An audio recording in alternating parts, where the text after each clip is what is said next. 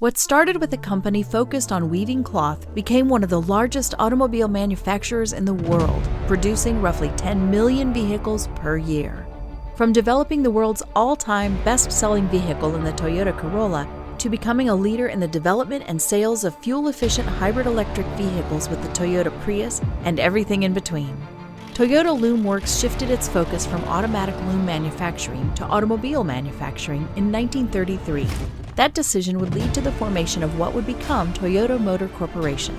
This is the story of how a company whose name once literally translated to fertile rice paddies went on to take the automobile manufacturing scene by storm. It started with the most advanced and powerful loom in the history of the world and a man focused on innovating within the textile industry. Nearly 100 years ago, Kiichiro Toyoda invented a series of manual and machine-powered looms. One loom in particular was the most advanced in the world at the time, and it was known as the Toyota Automatic Loom. With his creation, Kiichiro would put the wheels in motion for the founding of Toyota Automatic Loom Works. It was a landmark achievement in the advancement of the global textile industry. Toyota was dominating the textile industry, but this was nothing compared to what was coming for the company. One flash of thought can revolutionize a company and change the world. Kiichiro Toyoda is a shining example of this. The eldest son of Kiichiro Toyoda, Kiichiro had a dream to pursue automobile manufacturing, and shortly before Kiichiro's death, he encouraged his son to follow his dream. Kiichiro did just that and managed to get his brother, who was the head of the family business at the time, to take a risk. In 1933, Toyota expanded into a concept automobiles division and shifted its focus away from the textile industry. It had nothing to do with clothes and was unlike anything the company had been doing up to that point. This gamble sure did pay off with what the newly named Toyota Motor Company would go on to do. Greatness takes time to achieve. There simply is no such thing as an overnight success, and Toyota surely took time to become what it is today. The 1930s and 1940s saw the company humbly start on its path to excellence and endure growing pains as it transitioned from the textile industry to automobile manufacturing. In 1934 and 1935, the company completed its first prototype sedan, the A1, and its first truck, the G1. Initially, the company focused on truck production as Kiichiro Toyoda had limited experience in producing automobiles. All in all, 379 G1s were produced, and they sold cheaper than the Ford trucks they were modeled on. Then, in 1936, the company released its first passenger car, the Model AA. Also sold cheaper than rival cars from established car manufacturers such as Ford and General Motors. It was a humble but good place to start. A start that got the attention of the Japanese government, which supported the company by preventing imports from foreign manufacturers that had a grip on the automobile manufacturing game. Unfortunately, the whole nation of Japan was about to get shaken up, bringing any progress made by Toyota Motor Company to a screeching halt. It was the deadliest conflict in all of human history. World War II and the 1940s brought on a scary and confusing time to people all over the world, and Japan was at the epicenter of the conflict. The nation endured heavy damage, and Toyota's plants were bombarded and destroyed by the Allied forces. While in the process of slowly rebuilding, the company had to fight off bans from the United States that tried to limit passenger car production in Japan. The Japanese economy was in turmoil, and as the government implemented new programs to fix the economy, automobile manufacturers ran seriously low on funds. Toyota ended up getting bailed out by the Bank of Japan, and the vision and dream that Kiichiro Toyoda had was in serious doubt. From one war to another, but this time Toyota would actually benefit from a military conflict. The 1950s saw the United States enter the Korean War, and this time, instead of bombing Toyota's factories, they looked to Toyota for help. The company produced 1,000 trucks for the U.S. Army, and this would help Toyota get back on track after years of hardship.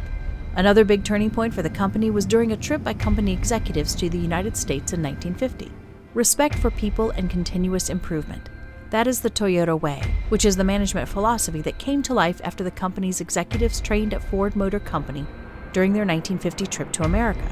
Also new to the company was their Toyota production system, which is a lean manufacturing practice. For those of you unfamiliar, this basically means produce stuff that has only been ordered instead of wasting time making stuff that hasn't been. This philosophy, combined with their new production system, took a company that was dead in the water to a global leader in the automobile manufacturing industry. It was a miracle, specifically the Japanese economic miracle that started in the 1960s. Even with the passing of visionary Kiichiro Toyoda in 1952, his successor and cousin, Eiji Toyoda, managed to take the company to new heights. More and more Japanese people had money in their pockets, which meant more potential customers for Toyota and its new company leader. In comes the Toyota Corolla, an affordable economy car that would go on to become the world's best-selling automobile of all time. Talk about being in the right place at the right time. And after a failed attempt to enter the American market with the Toyopet Crown, the company found success in the United States in 1965.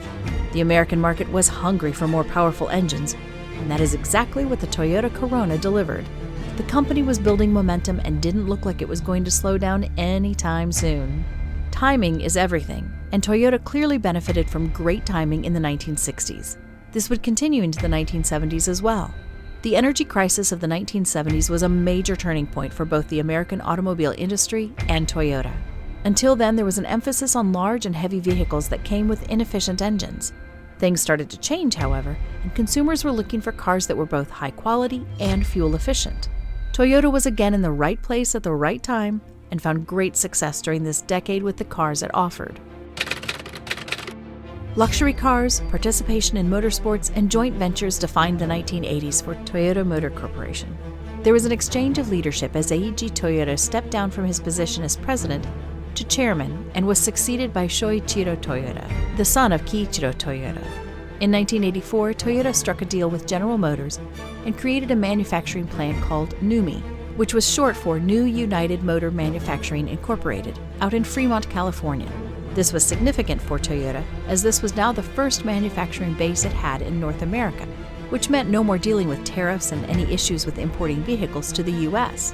In 1986, NUMI produced the first Toyota car built on American soil, a white Corolla. The company received its first Japanese Quality Control Award in the 1980s as well, and as a result started participating in motorsports. And then to close out the 80s, the company would create Lexus, a global luxury car brand. Innovation was what sparked the start of Toyota Motor Corporation, and that is what carried it through the 1990s. In 1997, the Toyota Prius was introduced to Japan. This was the first mass-produced gasoline-electric hybrid car. The company also branched out and added bigger and more luxury cars to its collection. This included the T100, Camry Solara, MR2, Celica, Supra, and many others. The innovations made by Toyota were successful and allowed it to continue to flourish in the global automobile manufacturing market.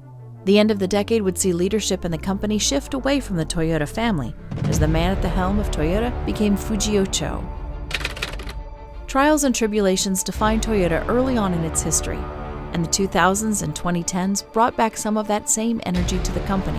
While there was great success in the global export of the Prius, and many of its vehicles were highly regarded, including the Tundra and Camry, which were both named as Truck and Car of the Year in 2007, the end of the decade brought on many problems.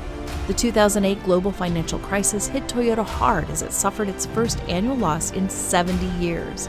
Then from 2009 to 2011, the company would face massive backlash as it had to recall millions of vehicles that had issues with unintended acceleration and led to 37 deaths and a class action lawsuit worth over $1 billion.